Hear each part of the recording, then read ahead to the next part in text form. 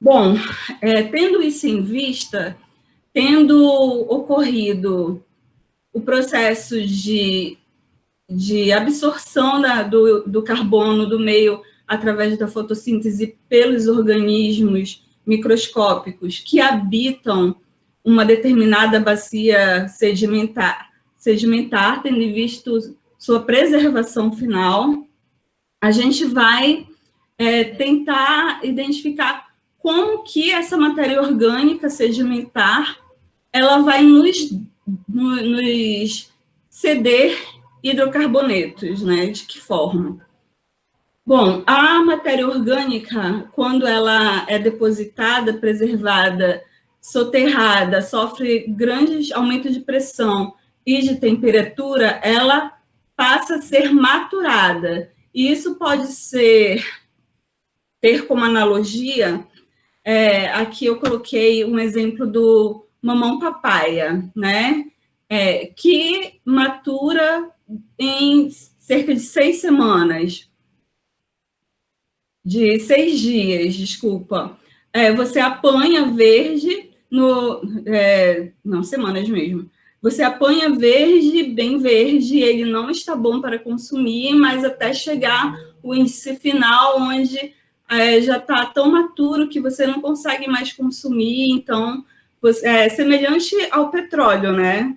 Tem uma escala, tem um momento certo onde você vai poder usufruir daquele bem, né? No caso aqui da mamão papaya, entre a quarta e quinta semana, mais ou menos, tá? Em relação aqui ao petróleo, à matéria orgânica, o que é que a gente observa?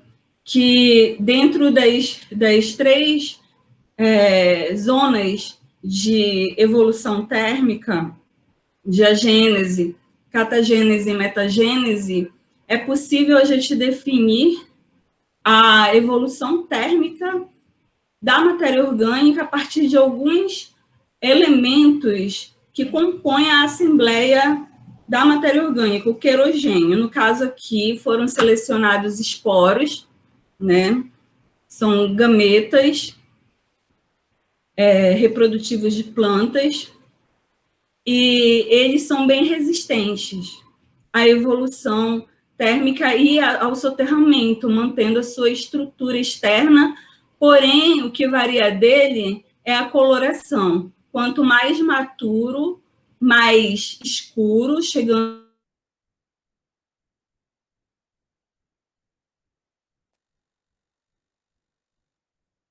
já nas zonas de metagênese, e na seção mais imatura, nós temos aqui cores mais claras, chegando a vítreas, amarelo, mas o melhor ficaria aqui na catagênese, que é a chamada janela de geração de petróleo. Então, você consegue comparar essa evolução na coloração dos esporos ao longo do soterramento e subsidência de uma bacia, tá? Quem não sabe, subsidência é o soterramento a partir da superposição de estratos rochosos, tá? Dentro da bacia sedimentar. E aí segue com a evolução desse soterramento, a coloração que vai variar desse índice de esporos, de coloração de esporos, que vai no valor de 1 a 10, onde 1 é o mais vítreo e o 10 é o mais opaco. E aí existem outras ferramentas da petrografia orgânica, como o índice de vitrinita, que também é um elemento proveniente dos macerais que compõem a rocha geradora, essa assembleia de fragmentos de organismos e de organismos que compõem esse material orgânico, tá? E ele é proveniente de plantas superiores, e ele também resiste a esse soterramento, essa evolução térmica. Ok? E aí, o que varia é a gelificação dessa vitrinita e demonstrada aqui pela variação dos índices, ok? Que vai de 0,2 para imaturo até supermaturo em 3. E os valores que estão dentro das janelas de geração entre 0,5 e 1%, aqui, por cento de reflectância de vitrinita. Está dentro da janela de geração, tendo como correspondentes esses valores de 5 a 8 no índice de coloração de esporos. E nós temos o índice de alteração térmica, que aí pega qualquer um desses elementos, né, esporos, pólens misturados ali, e tenta fazer uma aproximação dessa alteração térmica. Os palinomorfos, no caso aqui, a fluorescência dos palinomorfos, o que é a fluorescência? Ela está relacionada à quantidade de hidrogênio que aquela matéria orgânica tem. Lembra lá que o hidrocarboneto é uma mistura de carbono e hidrogênio. Quanto maior a quantidade de hidrogênio, melhor a qualidade da matéria orgânica. E essa quantidade de hidrogênio, na petrografia orgânica, pode ser identificada através da fluorescência desse material rico em hidrogênio. O dado de Temax, ele já é um dado que é proveniente dessa matéria orgânica do betume, ali, do querogênio, mas é um dado resultante de análise química, chamada pirólise Roque-Eval, através do qual você obtém valores de potencial da rocha geradora, o quanto essa rocha pode gerar ainda de petróleo, até que máximo de temperatura aquela rocha foi submetida no ambiente natural. Isso tudo sendo feito, simulado em laboratório, em ambiente inerte, né, sem a presença de oxigênio. E, no caso aqui dessa evolução, ela ocorre ao longo de milhões de anos. Bom, então, a transformação aqui é um exemplo do carvão na natureza, né, como que ele sofre uma transformação desde a fase mais superior, mais superior, até as fases de maior soterramento, né, aumento de pressão e temperatura, as quais esse material de tufa, de vegetação, ele é submetido. Então, nós temos aqui a vegetação, no ambiente de tufa, lignito, o próprio carvão, e aí vai perdendo aqui os voláteis, hidrogênio e todos os outros elementos voláteis que possam existir na matéria orgânica, e aí se transforma em antracito, mas ainda tem uma certa quantidade de hidrogênio, e aí, como grafite, ele perde todos os elementos voláteis, e aí o que tem ali é apenas ligação carbono-carbono, tá? Isso na natureza, com o aumento da pressão e também da temperatura no ambiente. Agora, vamos falar um pouquinho aqui sobre os sistemas deposicionais e os ambientes propícios para a formação de uma rocha reservatório, né? Os principais ambientes onde essas rochas que podem ser reservatórios são depositadas são praias, dunas, leques aluviais, barreiras, leques abissais, em cânions submarinos, né? Por quê?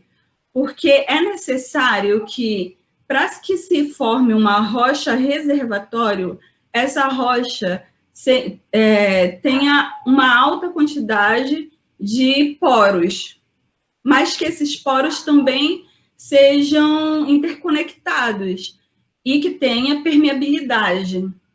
certo? Não adianta você ter muita porosidade e pouca permeabilidade. Por exemplo, um argilito, uma argila, né?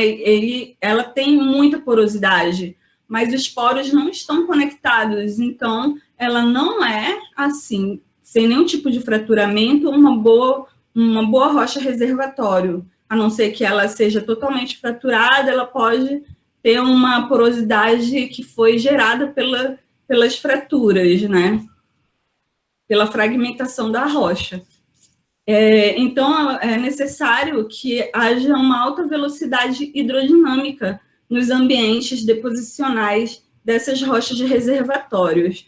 Então, o que é importante para caracterizar essa rocha reservatório? É a sua quantidade, você determinar a espessura dessa rocha, desse extrato, e também o volume, quanto que ela tem de expansão lateral e vertical. É interessante você identificar a qualidade e a quantidade da porosidade, que é exatamente pela riqueza dessa característica, porosidade, é que você pode ter um bom ou um mau reservatório, e, claro, pela sua interconectividade, né, entre esses poros. Em se tratando, óbvio, de um reservatório convencional. Quem seria esse reservatório convencional? Os arenitos, alguns conglomerados, turbiditos, né? Podem ser reservatórios dependendo dessa quantidade de poros que possuir. Bom, aqui tabelas onde a gente pode ver a porosidade e a classificação quanto a ser fechada, regular, boa ou excelente. Vemos aqui os índices, né? Então, uma boa qualidade de porosidade é considerada entre 15 e 20, e acima de 20 seria uma excelente porosidade, mas a partir já de entre 15 e 20 você já pode ficar bem feliz por essa existência de permeabilidade. E aí, depois de definir essa porosidade, nós temos que definir a permeabilidade, se ela é baixa, regular, boa, muito boa ou excelente. Claro que a gente sempre quer a partir do boa, né, de preferência excelente, mas como nem sempre é assim, a gente fica satisfeito quando encontra entre 10 e 100, entre 100 e 1000 milidarcis de permeabilidade, capacidade de fluir os fluidos pelos poros através da conectividade, né? Aqui é a formulazinha de calcular a porosidade, né? O volume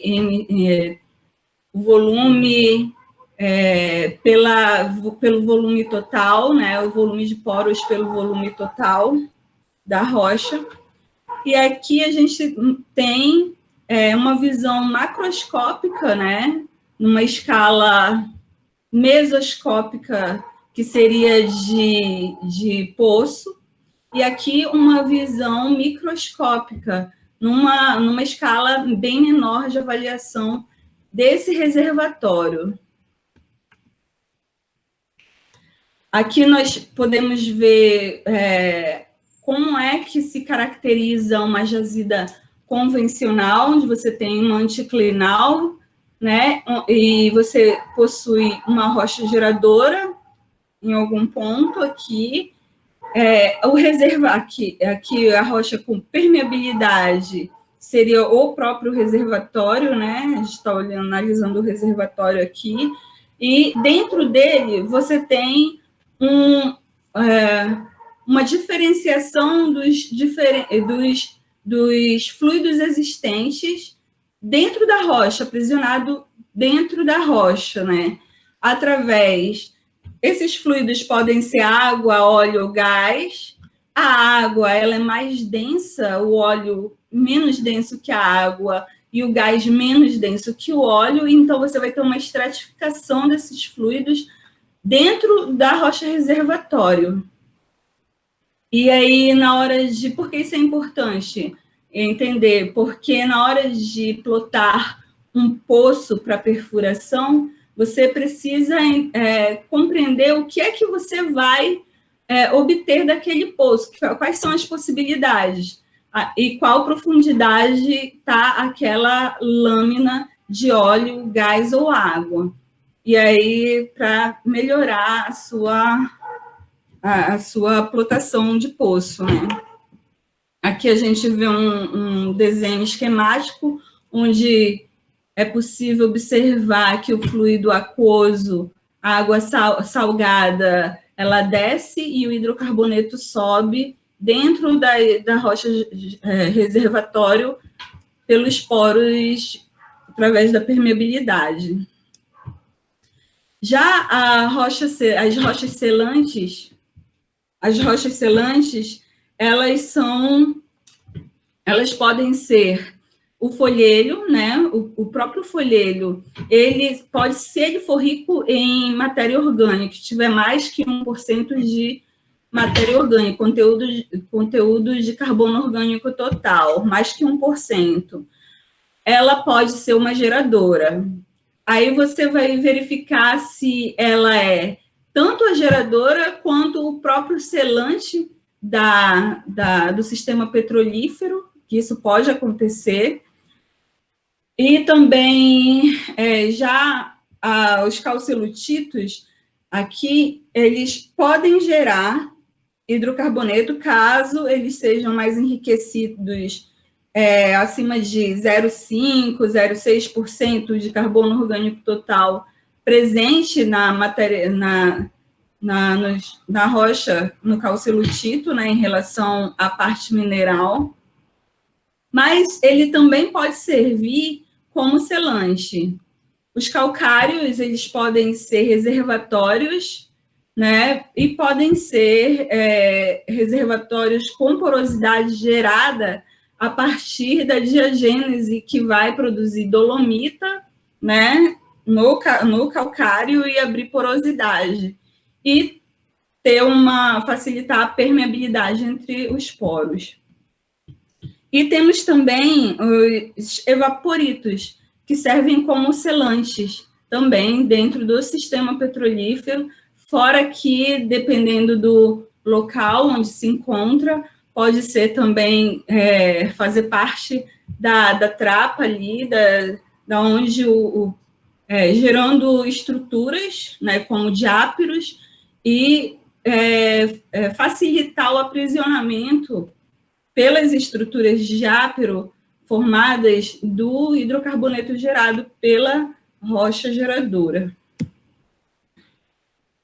Bom, aqui nós temos um processo, né? Primeiro nós vimos aqui os elementos, que são a rocha geradora, a rocha reservatório, selante, a própria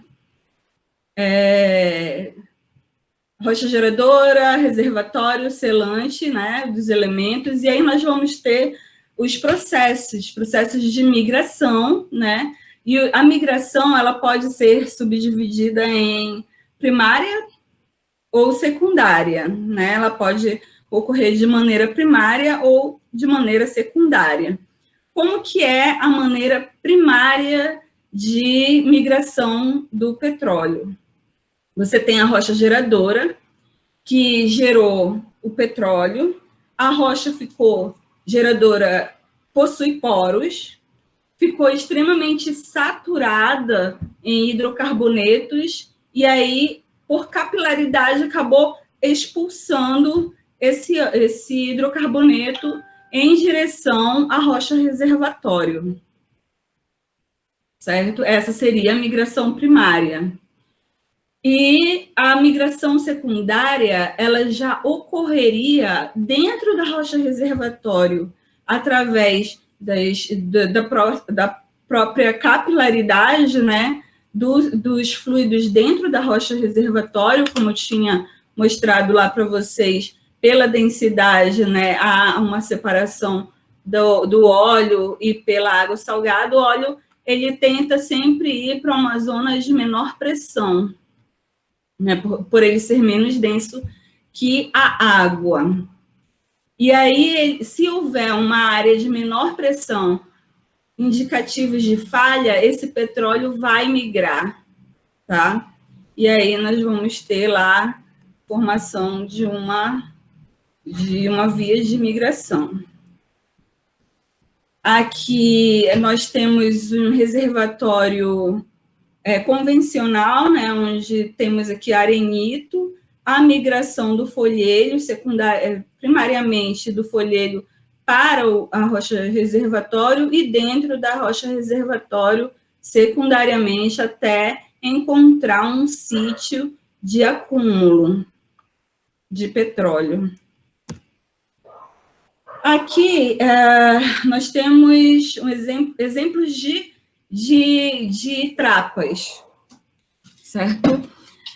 Nós temos as trapas estratigráficas e as trapas estruturais. Exemplos de trapas estratigráficas, aqui nós temos trapas estruturais, aqui nós temos a falha, né? Aqui a formação de anticlínios, anticlinais. Essas estruturas podem facilitar, né? Podem facilitar, caso exista também a estrutura seja favorável ao acúmulo de hidrocarboneto. E aqui é aquele exemplo do domo de sal, né? E aí nós temos uma espécie de pinch out, né, da camada em direção ao domo, e aí você vai ter um acúmulo de óleo exatamente na zona terminal desse pinch out em direção ao domo, o domo salino.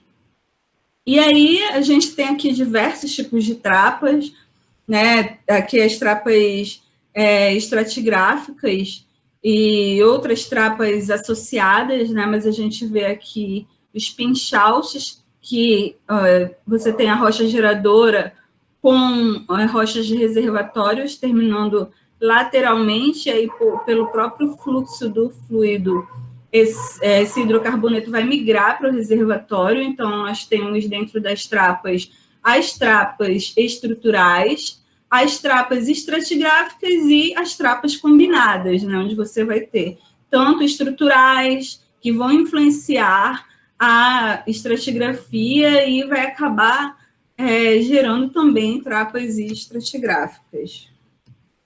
Que diversos tipos de trapas também, de armadilhas, tá? São sinônimos, trapas e armadilhas geológicas.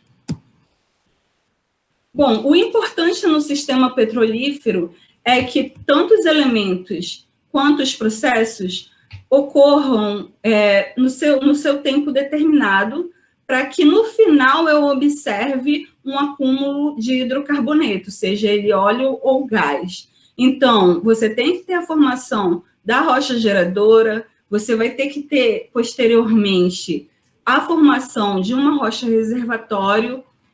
Pode ocorrer que a rocha reservatório está embaixo da rocha geradora, mas, de repente, por algum evento tectônico, essas duas camadas tenham sido colocadas lateralmente e aí ocorra a migração, né? Então, você pode ter diversos rochas de reservatórios no mesmo sistema petrolífero. Mas quem vai determinar o nome desse sistema petrolífero é a rocha geradora. Então, se na estratigrafia da sua bacia você encontrar uma outra rocha geradora, você vai ter um outro sistema petrolífero. Então, vão ser 2 sistemas petrolíferos. Se forem 3 rochas geradoras, 3 sistemas petrolíferos. O que, para determinar um sistema petrolífero, a rocha geradora com os seus diferentes reservatórios e trapas. Né? Você precisa ter a migração, que é um processo, você vai ter que ter a maturação também, né, dessa rocha geradora, que é um processo, e assim por diante, a gente vai conversar mais na frente. Precisamos também da existência, precisamos, então, que exista e funcione em sincronia esses elementos essenciais do sistema petrolífero, para que ele seja considerado ativo. Para que ele seja considerado ativo, a rocha geradora tem que ter entrado na janela de geração de petróleo, ou seja, tenha sido maturada e ela esteja migrando, o hidrocarboneto esteja migrando, né, e sendo trapeado. Então, assim se determina o sistema petrolífero ativo. Para eu denominar o meu sistema petrolífero, ter lá o nomezinho bonitinho determinando o meu sistema petrolífero, primeiro eu coloco o nome da rocha geradora aqui, associado ao nome da rocha reservatório principal. Então, aqui você teria o seu principal sistema petrolífero. E aí você pode ter outras rochas de reservatórios menores, com menor quantidade, menor volume, ou menor espessura mesmo de extrato, etc., idades. Tá? E aí você denomina a rocha, o sistema petrolífero. Bom, então, existem 3 simbologias para definir o nível de certeza da existência do seu sistema petrolífero, né? Ele pode ser dividido em três tipos, né? O conhecido, o hipotético e o especulativo.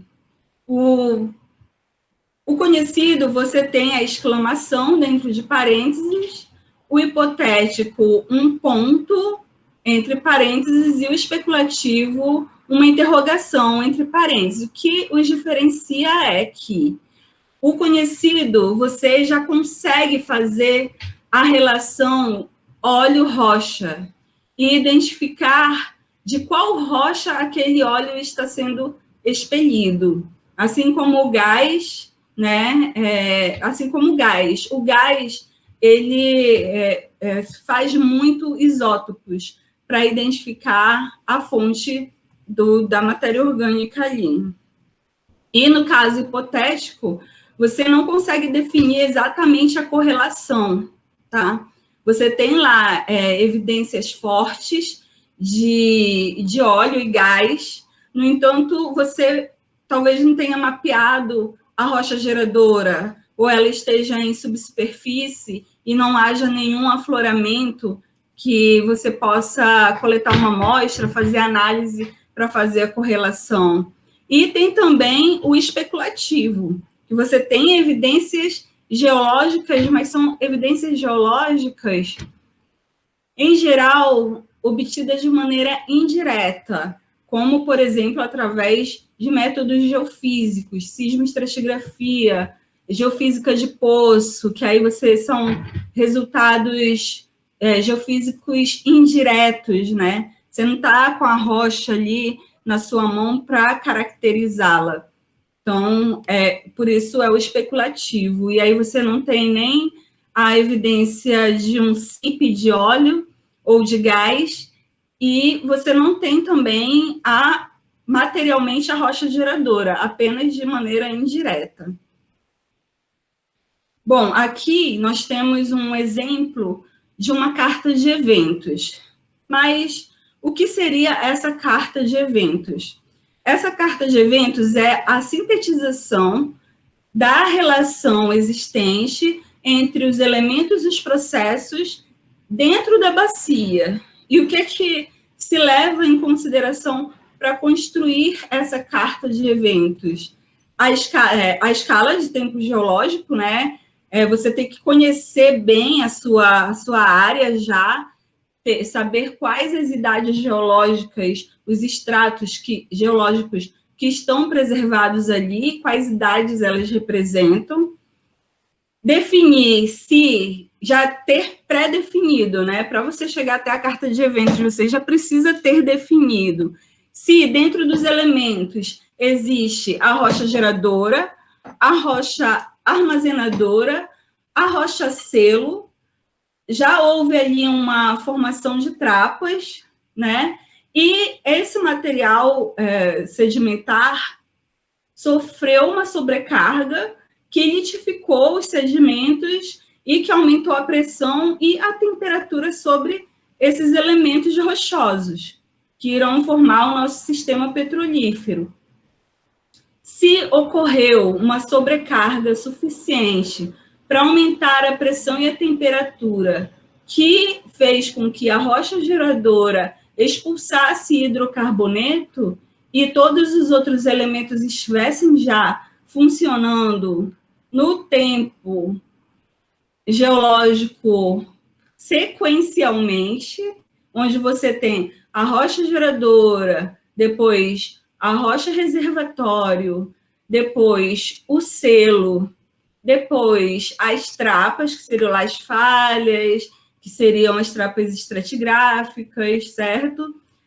E aí, com o peso dessa carga, né, sobre a rocha geradora, ela expulsou, e aí depois disso já aumentou ainda mais a carga com outras camadas posteriores, que são a sobrecarga no sistema petrolífero, né, que causou essa variação, essa maturação da matéria orgânica. A gente vai encontrar, então, o momento crítico, onde os elementos estavam presentes e todos os outros processos ocorreram. Quando foi o momento crítico aqui nessa bacia? Foi ali no Paleógeno, na base do Paleógeno, né, onde todos os elementos já estavam arquitetados ali e houve sobrecarga suficiente para a geração. Ok? É assim que se constrói uma carta de eventos de um sistema petrolífero. Ok? Por isso que é importante a sincronia entre os elementos e os processos. Bom, sendo avaliado aí esses fatores que não são necessariamente influenciados pela variação econômica, né? Nós vamos tentar entender um pouquinho agora do que são os processos, né, de prospectos e plays. São essas jazidas de recursos energéticos de petróleo. Bom, os prospectos são de menor ordem, né? E os plays agrupam prospectos, ok? Então, um prospecto é uma feição estrutural e ou estratigráfica existente numa bacia sedimentar que pode ser mapeada e perfurada e que tem potencial para se constituir numa acumulação comercial de hidrocarbonetos, certo? Então, você pode ter vários prospectos, né? São feições estruturais e estratigráficas, naturais. E o play é o conjunto desses prospectos que tem uma relação genética relacionados entre si e que eles estão, na verdade, relacionados a uma determinada rocha geradora. Então, você vai ter plays de um sistema petrolífero específico, onde uma determinada rocha geradora expele hidrocarboneto. Se você tiver uma outra rocha geradora de um outro tempo geológico, você vai ter um outro sistema petrolífero, portanto, diferentes tipos, diferentes plays. Você pode ter até prospectos semelhantes, estratigráficos, estruturais, né? Mas eles serão relacionados geneticamente a outra rocha geradora, portanto, eles irão formar outros plays caso eles sejam rentáveis no mercado. Bem, de acordo com o método científico, a gente foi do geral, que seria a bacia, para o particular, que já é lá depois da definição do sistema, depois da definição dos prospectos, a chegada do play. Então, você tem aqui a delimitação de um sistema de sistemas petrolíferos ou sistema petrolífero, a continuidade lateral deles, bem delimitada, então você tem aqui a definição do sistema petrolífero. Posteriormente, você vai definir os prospectos dentro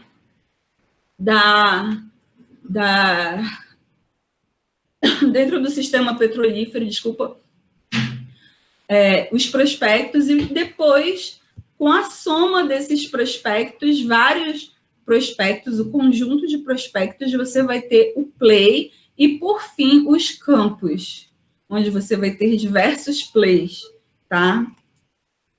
É importante definir isso, porque dentro da indústria de petróleo, você precisa saber exatamente até onde perfurar, né, dentro da bacia, sem necessariamente você correr muitos riscos. Então, precisa avaliar muito bem o sistema petrolífero, caracterizar os prospectos e os plays existentes, e só vai ser play se o prospecto ele tiver um valor econômico suficiente para gerar lucro para a empresa.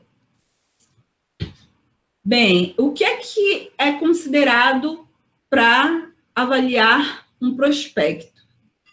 A gente sabe que são fatores econômicos, e esses fatores econômicos estão ligados diretamente ao quanto que você vai precisar perfurar, porque cada metro de perfuração de um poço são milhões e milhões de dólares, né? Imagina agora multiplicado por 5. E, então, tem que valer muito a pena. A tecnologia, ela modifica ao longo dos tempos, né? E aí, um prospecto, uma acumulação que hoje não é prospecto, de repente, ela pode se tornar um prospecto e depois até mesmo constituir um play, dependendo da tecnologia e também do preço do barril do petróleo. Claro que a qualidade e o tipo de hidrocarboneto vai influenciar muito, né? A logística do local onde você vai levar os seus colaboradores, os geólogos, sua equipe, né, de trabalho, tem que ter uma boa logística. Se não tiver, isso encarece também a produção de hidrocarboneto, e aí tem que ser levado muito em conta, e tem que avaliar muito bem os gastos e os lucros. A infraestrutura, né, está aqui um pouco dentro dessa questão da logística, ou quanto que você vai gastar na infraestrutura para retirar aquele hidrocarboneto dali do subsolo, será que vale a pena? Qual é o preço do barril? Qual é a qualidade do petróleo? E aí, você vai ter que definir os volumes possíveis, né? É importante você saber qual é o volume possível que eu posso obter daquele prospecto ali. Então, como eu disse, né, uma acumulação que hoje não é considerado um prospecto, pode vir a ser, dependendo da flutuação desses fatores. Bom, por que é importante compreender as reservas? Bom, o motivo principal, né, é encontrar petróleo, né? Por que é importante? Porque você quer encontrar petróleo. Se há uma possibilidade, então vamos pensar nessas possibilidades. Então, essa avaliação, primeiro, começa na mente. O geólogo vai ali, vai pensando nas possibilidades geológicas existentes, as estruturas, as histórias, acúmulo de matéria orgânica. Os geólogos de exploração têm que ter essa sagacidade de correlacionar os dados, né, todos os dados da bacia mais importantes. E então começa o desenvolvimento na mente, cria-se um modelo inicial, né, a partir desse enriquecimento bibliográfico. E aí você vai para campo, aí é martelo geológico. Você vai fazer levantamento de campo, observar se existe ou não afloramento, se já existe ou não algum poço perfurado na área, fazer essa verificação mesoscópica, né, de campo, e aí, dependendo do resultado, você vai definir uma tecnologia que você vai aplicar ali, né, na sua área de estudo. E aí, claro, isso vai depender da sua escala de trabalho, ok? E aí, então, você, depois de definir todo o sistema petrolífero, depois de aplicar a tecnologia, identificar os prospectos, você vai ter o play. O play, o que o play é? Ele é composto por um conjunto de prospectos relacionados a uma mesma fonte de hidrocarbonetos. E o prospecto, ele é uma trapa potencial, ok? Ele é uma trapa potencial ali. E que pode ter quantidades comerciais de petróleo, que segundo Magum e Dow, 1994. Já pela Comissão Nacional de Hidrocarbonetos, o play é um conjunto de campos ou prospectos geneticamente relacionados que dividem características como rocha-fonte, reservatório e selo, assim como os processos de carga, geração, migração e acumulação de hidrocarbonetos. Você vê que é uma definição mais ampla do que a de Magum, mas elas se complementam. E é a primeira unidade de análise econômica real, né? Você pode ter o prospecto ali, mas o play é o que você vai mostrar para o seu chefe, dizer, ó, nós temos aqui um conjunto de prospectos, ou seja, trapas onde há potencialidade de acúmulo de petróleo. E aí você vai fazer mais avaliações. Isso é o que o geólogo de exploração de recursos energéticos tem que sequencialmente fazer. Aqui nós temos jazidas petrolíferas siliciclásticas espalhadas pelo mundo, né? Aqui são somente as siliciclásticas e aqui são somente as carbonáticas. Nesse trabalho aqui de 2005, o Ehrenberg e Nadeau, eles não tinham colocado ainda os dados das bacias de margem aqui brasileira. Mas aqui, já mais evoluído, um trabalho de 2009, você vai verificar lá na Idade Cretácica mais à frente. Mas aqui, que eu quero mostrar para vocês, é que o Minsk e Klemer, em 1990, fizeram uma associação e uma análise dos diversos sistemas petrolíferos espalhados pelo mundo, né? E eles definiram que as maiores jazidas, elas estão concentradas nos períodos Jurássico, Cretáceo e no Plioceno, Mioceno. E aí, aqui a gente consegue ver essas jazidas que são carbonáticas em azul, as em preto aqui são as siliciclásticas e em vermelho outros tipos de reservatórios, ok? Talvez menos convencionais.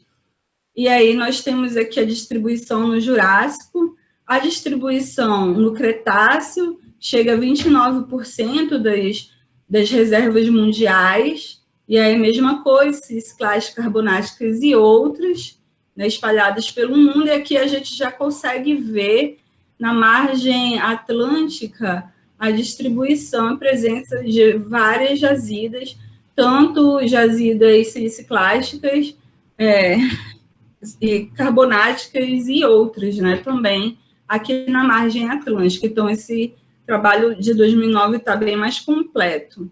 No Paleógeno, nós temos aí essa distribuição, temos também na margem atlântica, né, algumas reservas do Paleógeno.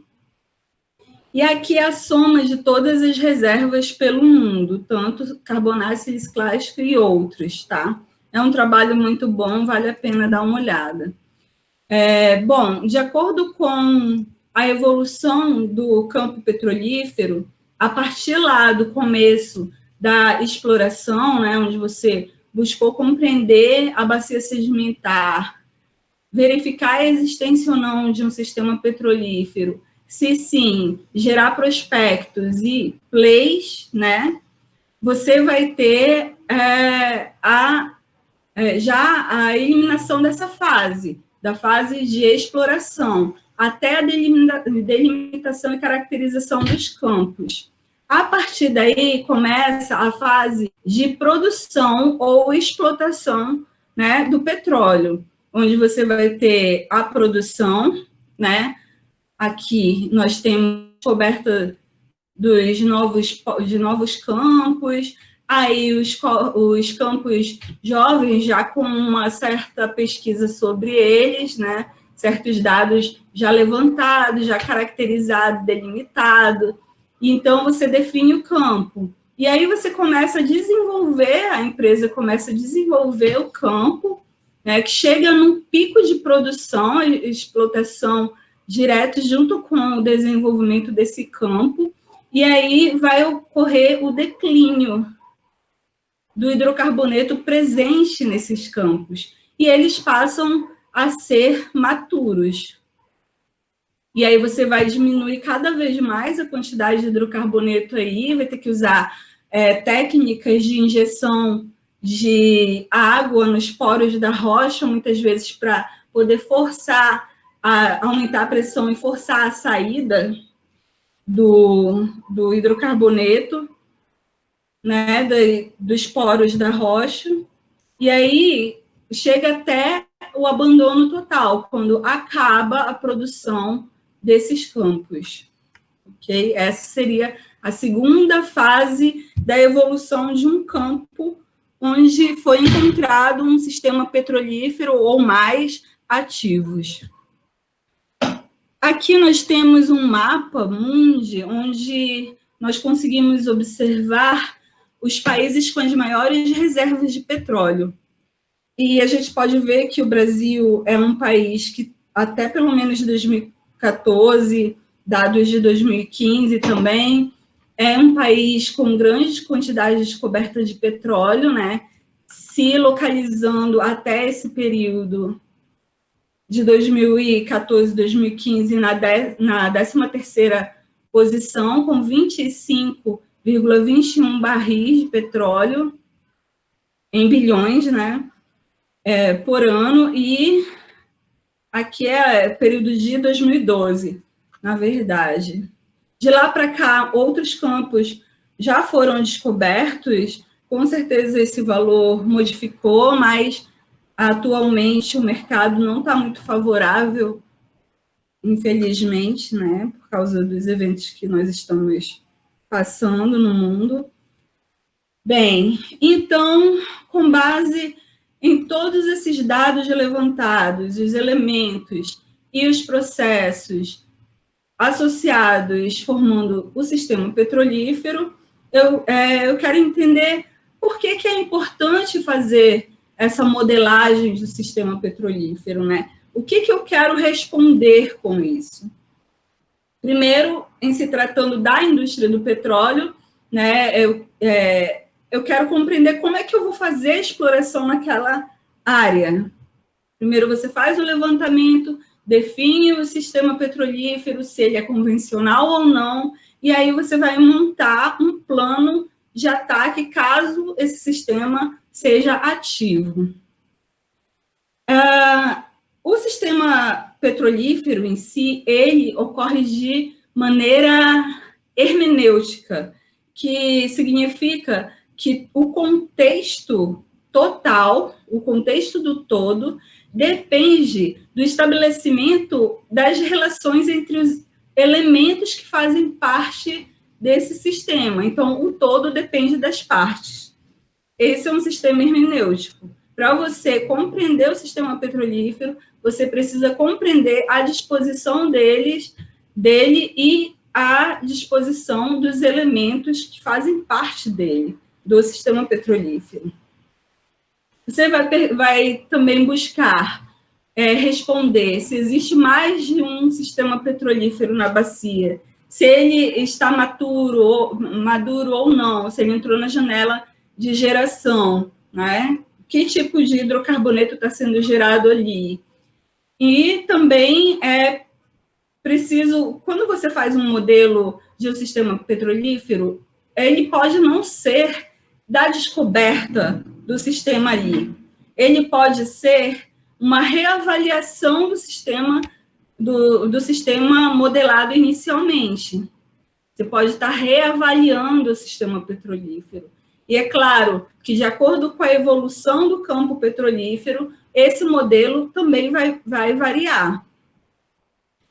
Então, o que eu vou definir, né, com essa modelagem? Eu vou comparar, contrastar os diferentes níveis de investigação lá, bacia sedimentar, sistema, prospecto, play, né? A gente vai definir, comparar e contrastar esses dados, descrever a história do modelo do sistema petrolífero, identificar, nomear e determinar o nível de certeza desse sistema, descrever os modelos que melhor retratem extensão geográfica, estratigráfica e temporal de um sistema petrolífero e, por fim, descrever como o estudo do sistema petrolífero pode ser implementado ou foi implementado ali. Por isso é interessante fazer essa modelagem. As conclusões são que o sistema petrolífero é uma indispensável para a exploração. É indispensável que o geólogo de exploração de recursos energéticos tenha o conhecimento desse sistema e de sua disposição, para que o projeto possa dar andamento. Através do sistema petrolífero, podemos definir os horizontes mais ricos em carbono orgânico e hidrocarbonetos, e que tipo de hidrocarboneto, a qualidade ali do hidrocarboneto que está sendo gerado, tipo de matéria orgânica. Isso tudo pode ser definido pela interpretação do sistema petrolífero, identificação deles, da rocha geradora, principalmente nesse caso. E aí precisa ter o reservatório, né, definir o reservatório e também quais são as possibilidades de trapear o petróleo. Estabelece também as reservas petrolíferas de uma região, um prospecto, 2, 3 prospectos, né? E aí, por fim, play. Prognostica também o tipo de hidrocarbonetos, de trapas, que podem ser encontradas quando estes são recursos convencionais e quando não são convencionais também. E aí, eu deixo aqui para vocês algumas referências que eu obtive, né, que eu consultei para elaborar essa apresentação para vocês, essa palestra.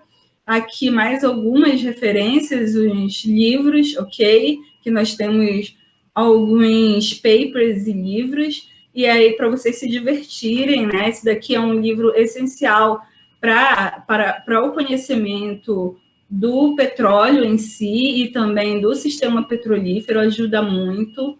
Soil Wealth, e o Sedimentary Organic Matter, que está relacionado mais à parte da geoquímica orgânica, à matéria orgânica sedimentar.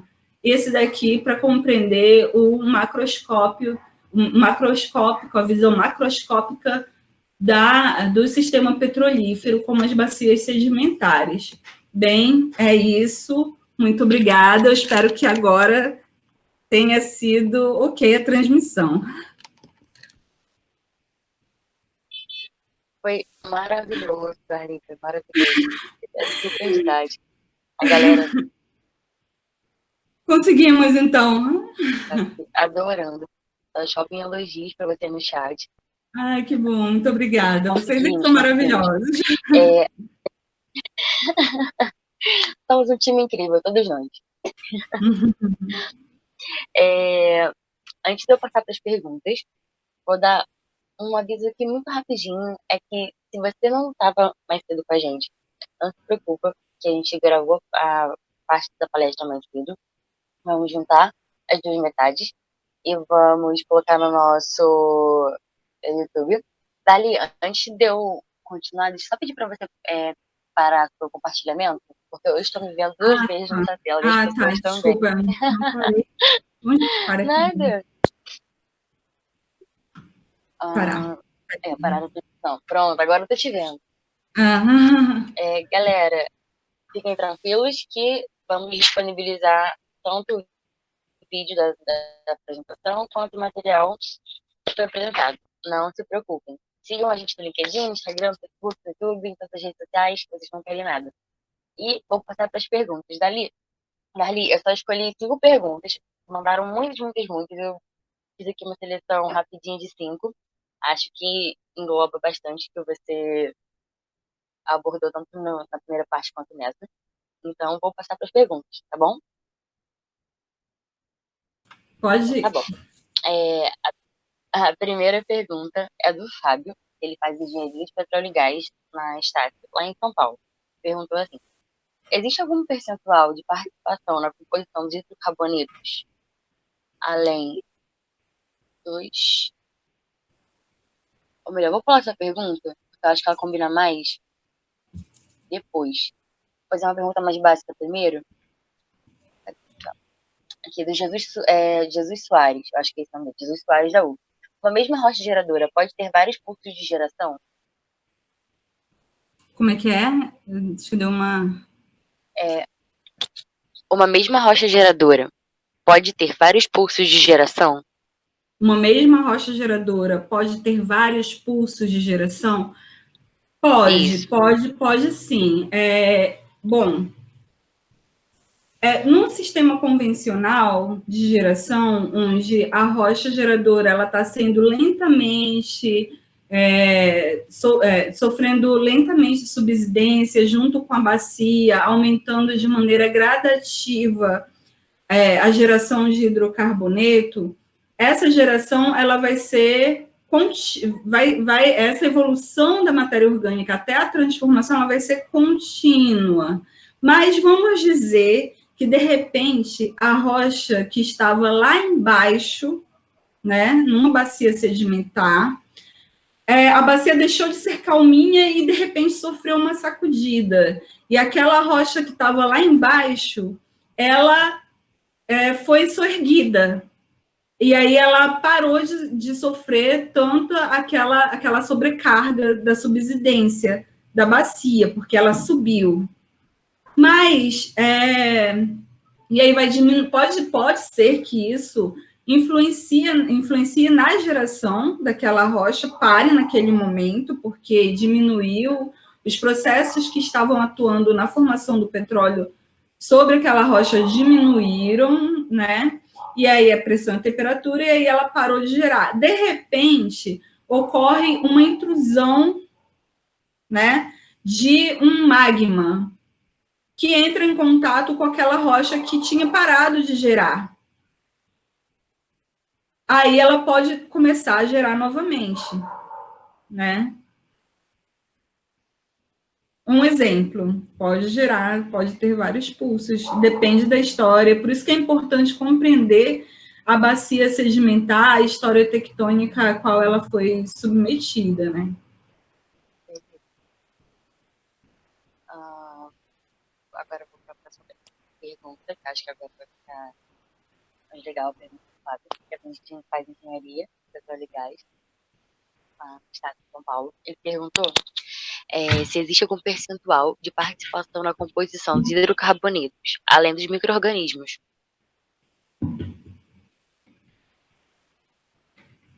Os micro-organismos sintetizam os hidrocarbonetos a partir da absorção do carbono da atmosfera. Aí transforma esse carbono que era inorgânico da atmosfera, transforma em orgânico, através da composição da própria estrutura do organismo, né? Ele utiliza o carbono como alimento e junta com o hidrogênio. Então, por isso que é importante a presença do micro-organismo.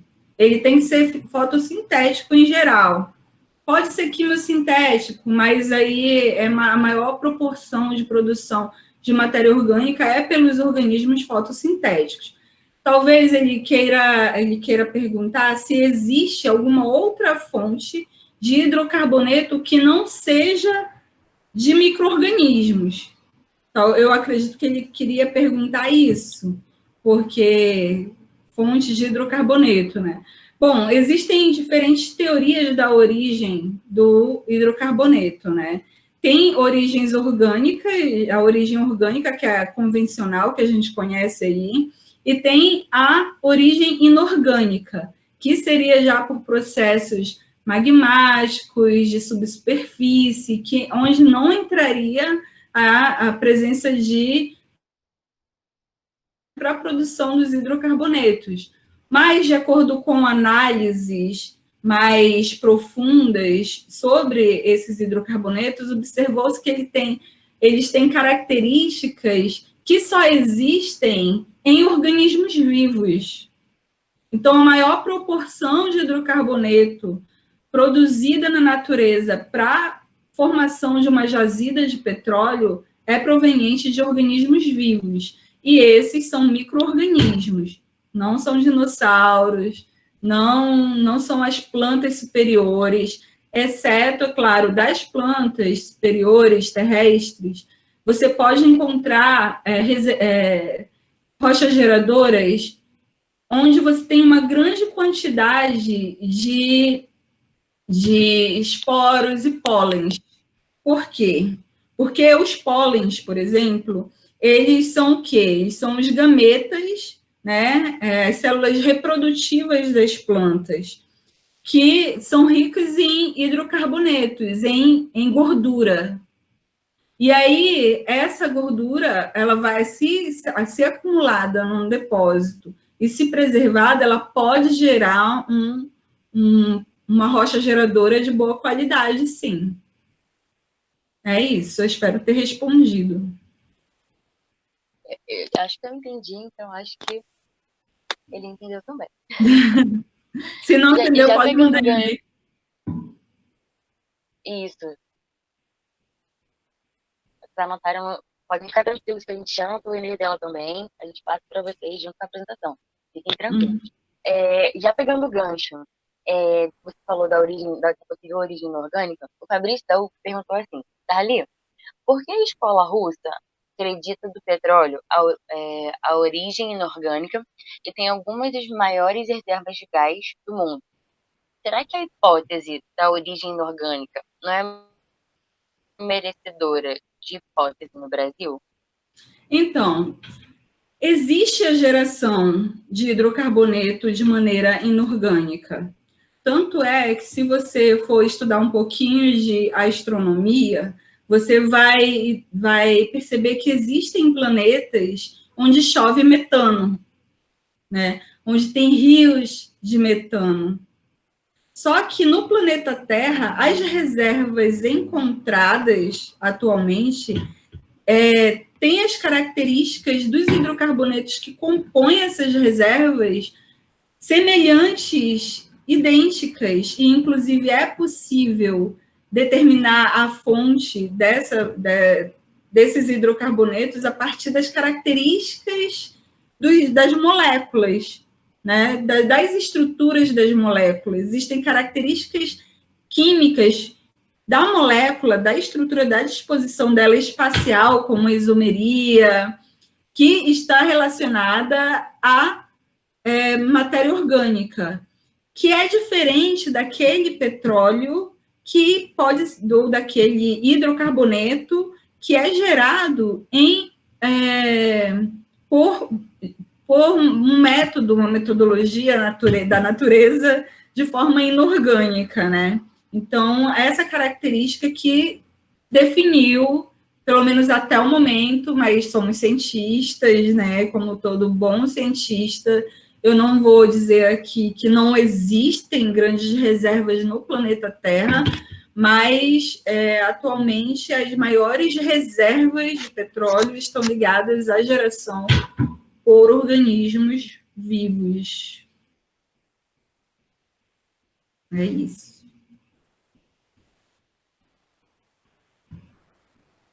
Meu Deus, está travando. Espero que não caia. Vou fazer para a próxima pergunta, então. Da UFBA. Antes que caia, pelo amor de Deus. A gente vai falando aqui devagarzinho.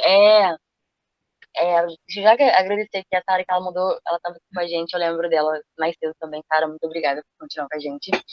A Sara da UFBA perguntou assim: sobre a água no sistema petrolífero, qual a origem dela? Tem alguma importância ou valor econômico? Se tem algum valor econômico na água que está no reservatório, né? Olha, a gente tem no sistema petrolífero.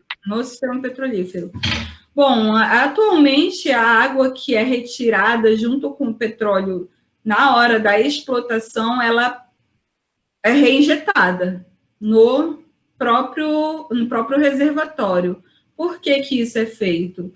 Porque se ocorrer a retirada total do volume de fluidos que está nos poros da rocha, pode ocorrer um recalque, um rebaixamento do solo, e aí você pode prejudicar, se for um campo onshore, em terra, próximo a construções, prédios e tudo, se você está retirando um fluido do subterrâneo, você vai deixar um vazio. E com o tempo, aquele solo ele vai colapsar e pode prejudicar o entorno da área de explotação. Até o momento, não vi nenhuma aplicação, além dessa, da água do sistema petrolífero, que ocorre a água de percolação, né? A água que não é a água injetada pelo homem, mas da própria natureza ali. Ela não vi nenhuma aplicação dela. Além dessa, claro, que eu já falei. Ai, meu Deus. Cara, a pergunta. Então, vamos rapidinho para a última pergunta, que é da Andresa, da UFBA. Ela perguntou assim: UFBA? Apesar do nome sugestivo, isso. Bahia? Pensei que fosse minha conterrânea, PA, Pará. Isso, Bahia. Fala Bahia. Nossa, está com um delay muito grande. A Andressa perguntou assim: tá. A gente vai aqui o nosso jeitinho. Vamos falar, então, a pergunta. Caso você não entenda, corte alguma coisa, você me avisa. Okay. Andressa da UFBA, lá da Bahia, perguntou assim: apesar do nome sugestivo, índice de coloração de esporos, ICE, é possível avaliar o estágio de maturação através da matéria orgânica amorfa? Sim, é possível avaliar a maturação, mas assim, não é possível você utilizar como um parâmetro de evolução térmica. Aqueles parâmetros ali petrográficos para determinação das zonas de maturação, né, aquelas fases de diagênese, catagênese e metagênese. Por que o índice de coloração de esporos é utilizado? Porque o esporo ele é muito resistente. Então, ele vai resistir às grandes pressões e temperaturas, sem perder muito a sua estrutura, né? Você vai conseguir identificá-lo e você vai conseguir verificar essa variação de coloração no esporo. Vamos lá, a matéria orgânica amorfa. A matéria orgânica amorfa, ela é gerada a partir de quê? De algas, de bactérias e também ali de alguma matéria orgânica vegetal que possa ter sofrido uma amorfização, certo? Ficou sem forma.